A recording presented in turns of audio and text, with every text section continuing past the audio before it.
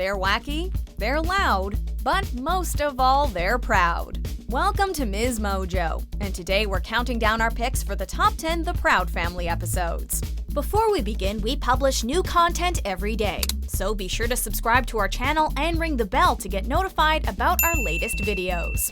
For this list, we're looking at episodes of this Disney show that did more than just entertain. We're looking at the times the series touched on history, class, and race, as well as those episodes that provided great character development. Sorry, Quack. I don't date married men. Number 10. Don't leave home without it. We've decided to give you your own credit card. My own credit card? I can't believe it! As every adult knows, having a credit card can be a dangerous thing. It can burn a hole in your pocket and leave you in a mountain of debt. However, when we're talking about a credit card with your mother or father's name on it, things tend to work out a bit differently. Penny is given a card strictly for emergencies, and for a while resists the urge to use it. That is, until it starts talking to her with the voice of Steve Harvey. Why have a credit card if you're not gonna use the doggone thing? It's only money, and it's your parents' money. I'm trying to be an adult. No, you're being a sucker is what you're being, girl. Unable to resist, Penny has to learn the hard way what it means to be financially responsible. But until you are responsible, I'll be buying all your clothes. In fact, I just picked up the cutest little outfit today. Number 9. Romeo must wed. Rehearsal begins tomorrow after school. Excelsior! Romeo and Juliet might just be about the most cliché production a high school can put on. But for Penny, it ties in quite nicely to the problem she's having with her Romeo, Quack. Due to family traditions, Quack is engaged to be married to a girl his parents have chosen for him. Struggling to consolidate this knowledge with her feelings for Quack, Penny almost ruins the play, only for her mother, the true star of the episode, to come through and save the day. With its trademark wit and manner of tackling issues in unexpected ways, this episode is quintessential The Proud Family. Bravo! Bravo! Bravo! Number 8. Hip Hop Helicopter.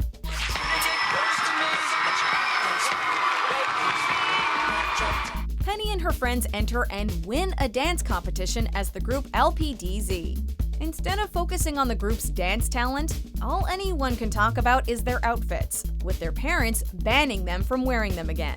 Ignoring the rules in favor of being seen as cool, LPDZ go to a high school party that they're invited to on the condition that they wear those outfits.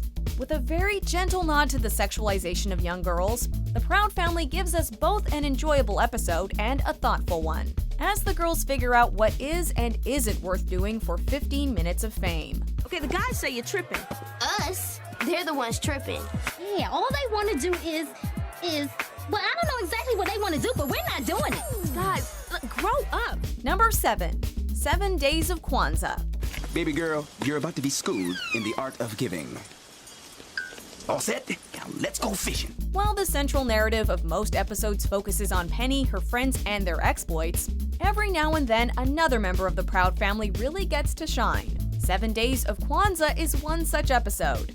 Oscar, pushed into doing something nice for a homeless family, finds that he's forced to reassess the meaning of the Christmas holidays when he finds that not everyone celebrates Christmas, and that the holidays aren't always about gift-giving and material possessions. It's a lesson in compassion that makes Oscar realize that there are more important things in the world than getting gifts like fancy watches, and one that we can all still learn from. They taught us how to celebrate our family and our heritage, and how to share it with others.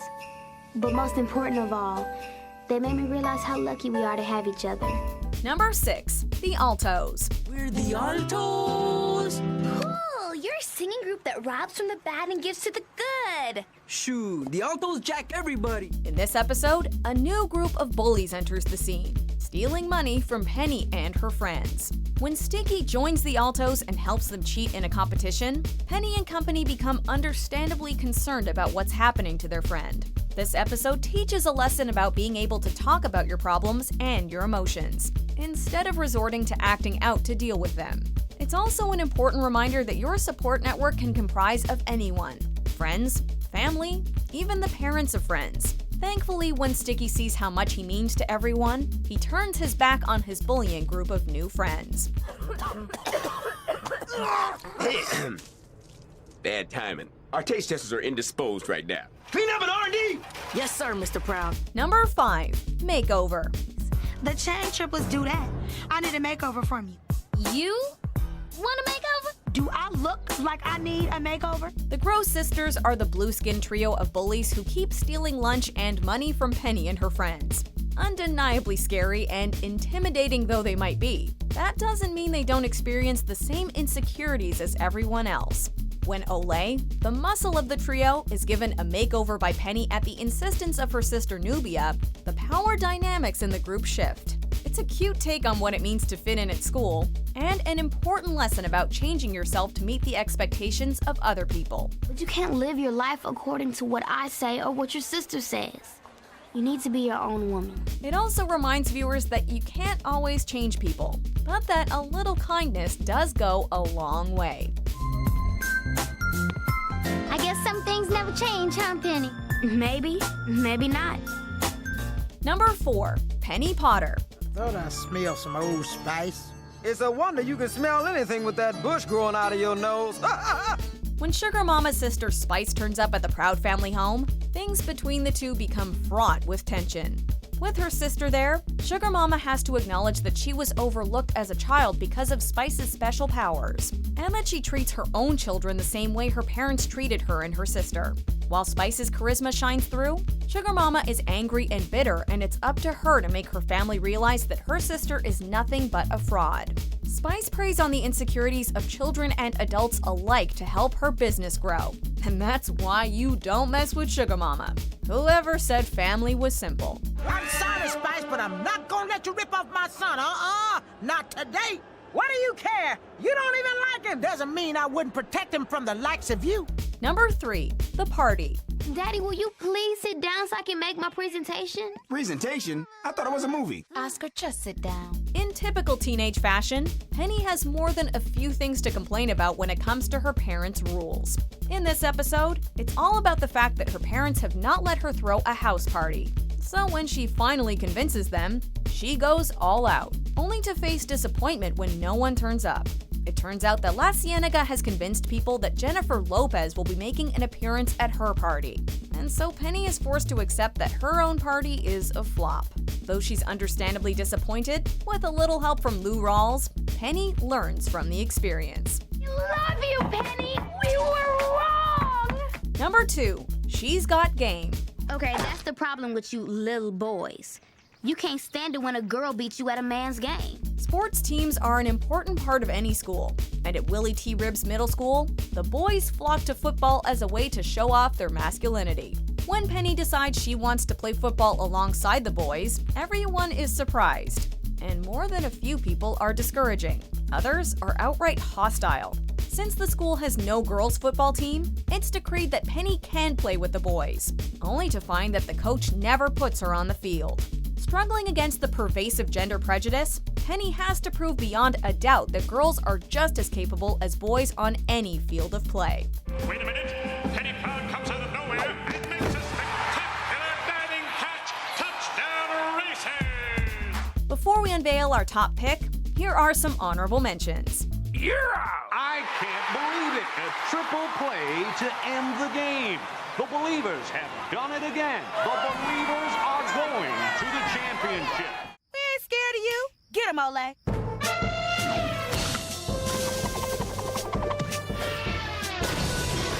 I hope you enjoyed your little spin.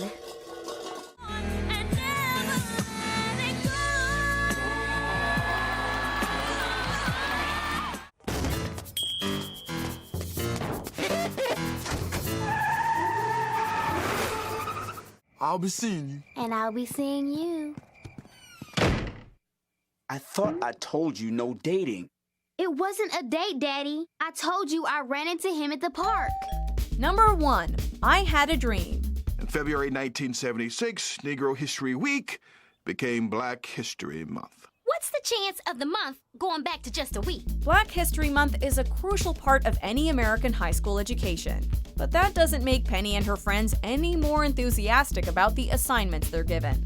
Penny is particularly vocal about her disinterest in the past. But when she gets sent back to 1955, she learns firsthand the ugliness of prejudice and racial division. Bringing together the importance of the accomplishments of African American people throughout history with the everyday lives of her friends, Penny comes to understand that history is not something separate from yourself, but something you are an active participant in. Free at last, thank God Almighty, we are free at last. Do you agree with our picks? Check out this other recent clip from MsMojo. And be sure to subscribe and ring the bell to be notified about our latest videos.